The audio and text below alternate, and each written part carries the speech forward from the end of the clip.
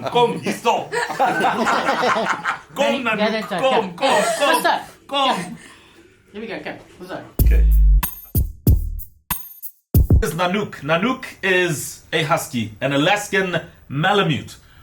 I'm going to be hanging out with a dog, something I've actually, intentionally never done. Hang out with a dog. But let me tell you something, when it comes to dogs, I'm a drama king.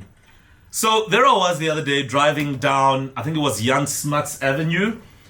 And then I saw a gentleman walking his dog. And I was like, okay, nothing unusual. But the size of this dog, I don't even know what breed that was. It was like just this colossal dog. And it almost looked like he was struggling to control it. And then it just reminded me of my general fear for dogs. I'm not naive to the fact that not every dog is vicious. But sometimes you're walking around in your neighborhood and you've got these people walking their pit bulls and whatever other vicious or violent dog. And I'm like, why do people like walking around with their weapons in public? You know what I'm saying? So I thought, you know what, let me go back to the 101 of it. Let me go back to where it all starts. And it starts with me on how I relate to dogs and my perception. And gladly, we are at that point right now. So joining me in studio is Adam J Lax, who's a behaviourist from SCAR, S-C-S-C-A-R. It was founded back in 2010. And Adam brings with him Nanook, who is what we generally call a husky. Good morning. Morning, man. How are you doing? Very well, and you? Yeah, good, thanks. Good. First of all, I said husky, but in actual fact, what is the correct term? Okay, for him specifically, it's an Alaskan Malamute. But your husky as well, your Siberian husky as well as your Alaskan Malamute would fall under Nordic breeds. Right. So you're talking to somebody who didn't really grow up a lot around dogs. There was a dog back at home. His name was Doggie, a derivative from the word dog, as in doggy. Okay. But I was very young, and it's not a vivid memory. Do all dogs have the propensity to be violent? Well, the truth is, yes. You're absolutely 100% correct. The thing is that in situations like this, it's actually a lot... a lot of people will argue that it is breed. So you know everything that's happened with the pit bull breed. And then some will claim it's only people. But the thing is that sometimes it can be a combination of both. But in general, like you mentioned, that gentleman now walking his dog and didn't have any control, that really is a person problem as well as an environment problem. What sort of behavioral problems would then come to be? What would have to be going on in the dog's world and life for it to become that way? Okay. Well, in general, it actually is fear. Okay. So, for example's sakes, a reactive dog, okay, which means that it actually reacts to all kinds of situations, and that can be people, other dogs, cars, motorcycles, you name it, or everything. That is mainly out of fear. And in those situations, if a dog isn't actually helped through those processes and backed into any kinds of corners, they actually do bite. Sure, because it was a crazy image, I tell you, Adam, because as this gentleman was walking this dog, there were people on the pavement. It was a normal day, and people kept moving out the way because this thing was just... And I thought to myself, how much influence does an owner have over the dog in its behavior? Is there a link? There actually is. So I'm going to give you a good example. So it is after COVID, there was actually a lot more anxiety now in people. And the funny thing is that dogs also suffer with anxiety, which is fear-based. And then what happens is, in situations where you've got an owner and a dog like that, it's you're looking at a nuclear explosion. And the big thing here is that this is our jobs as trainers and behaviourists, is actually not just to help the dog, it's to help the person too. Right. Because the things that we can sit and, you could give me your dog and I could sit and get everything right, and then I hand them back to you, and I haven't taught you anything or I haven't explained to you and shown you what to do. What happens is then your anxiety to the whole thing just makes the dog take a back step. Just very quickly, Adam, what does a behaviourist do again? Okay, so I am a trainer and behaviourist, and what that means is, in a behaviourist, we basically are dog psychologists. Yeah. Wow. Yeah. I've never heard of a dog psychologist before. I mean, you alluded to breeds earlier on, and I want to link that to behaviour. Are some breeds a little wilder than others, and what would the reason for that be? Okay, yes, they absolutely are. And we actually have two breeds that are total opposite sides of the scale. And what I'm talking about is that our Alaskan Malamutes are a lot calmer. Some people would actually even call them lazy. Okay. Not in my experience, but that's how they are known.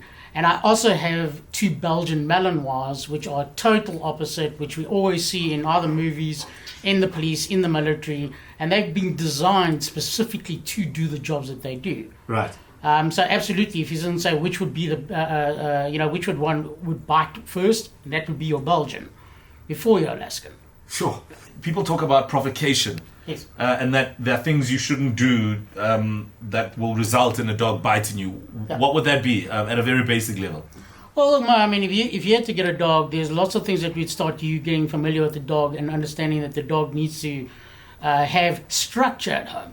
Okay. A lot of structure isn't actually followed through at home, and dogs are babied and then made human, which obviously they're not. And in situations where you haven't got your structure, which is your boundaries, which are rules at home, things that you want them to do, things that you don't want them to do. There's also, education. So giving dogs good education in obedience, and that would be obedience training. Also in gameplay, okay?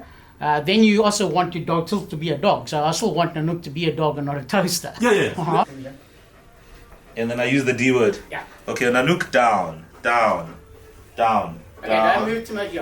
Down. Oh, there we go. There we go. Wow. What is the importance of play in a dog's life? I'm a trainer and a behaviorist that believe that in playing with your dog, you actually create a better bond. Right. You actually create better focus. A lot of the work's done, even with our Belgian Malinois, or with a lot of guys that actually do train them, that there in the dog's mind, a lot of people don't think of it this way, but I have and I've seen it. Dogs think of that as play and they love it. There are rules there. So, I mean, don't bite me, don't do stupid things. Right. But gameplay, it works on focus, which is communication. Would it be able to pick up, like with Nanook, for example? Because I was a bit nervous earlier when I met him. Yeah. Would Nanook have picked that up? And when you are nervous around a dog, what is its natural reaction? Okay. Well, you see, the thing is that Nanook did pick that up. Okay. But the thing is that you can see when I followed you through to the studio, he followed you. Nanook is the character that specifically, I do work like this with. Because the thing is that he isn't going to react to how you're feeling. He's actually going to want to comfort you. Right. Okay. Now, in situations where you have dogs that can maybe react they pick up little signs of your fear. So they don't read fear as in fear, you're scared. Uh-huh. They pick up little signs. Can be body movement, they can hear your heartbeat, little things like that. They can react in either by bite or flight. Okay? And the thing is that, if you think about it, we see a lot of videos on social media about guys that jump over people's walls, and those dogs then attack them. Yeah. The thing is that that's also someone jumping into my yard, of course, which displays all the little signs of fear. Yeah. Okay. Yeah. But then also it's a strange person in my yard. What Absolutely. are you doing here? Yeah. Okay. I'm in a corner here. Yes. My kids want dogs. Yes. Absolutely. Right? And I'm sitting here thinking my resistance is becoming a little childish. So what would be the first place that I would have to begin in my journey of, finding a dog and knowing which dog to bring into my home? For somebody like you, I definitely would start with puppy.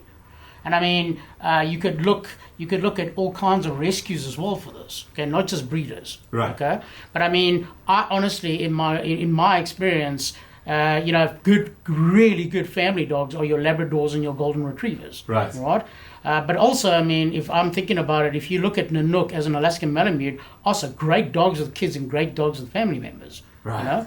But starting with puppy would definitely be the step, because you see, what's nice is you're basically starting from baby, and then you learn about your dog, and then the dog learns about you, and it's actually a great experience. Adopting an older dog, absolutely, but in those situations there, it's more about the dog though, because we want to help the dog. Right. Because a lot of them have bad history, and bad history doesn't mean they're going to bite you, but bad history could mean a lot of things, including eating your couch. Sure, yeah, we don't want that. No, we don't want that. All the best of luck, Adam, with the Scar.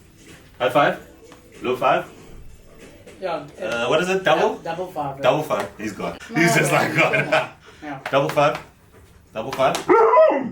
Double five. Yay! Damn! Okay. And I lived through that. No, I'm good. Yeah, let me give him one more. I'm gonna give you one more. 3. Laskin Malami. There we go. Yep. There we go. Okay, Bo Flava on 947.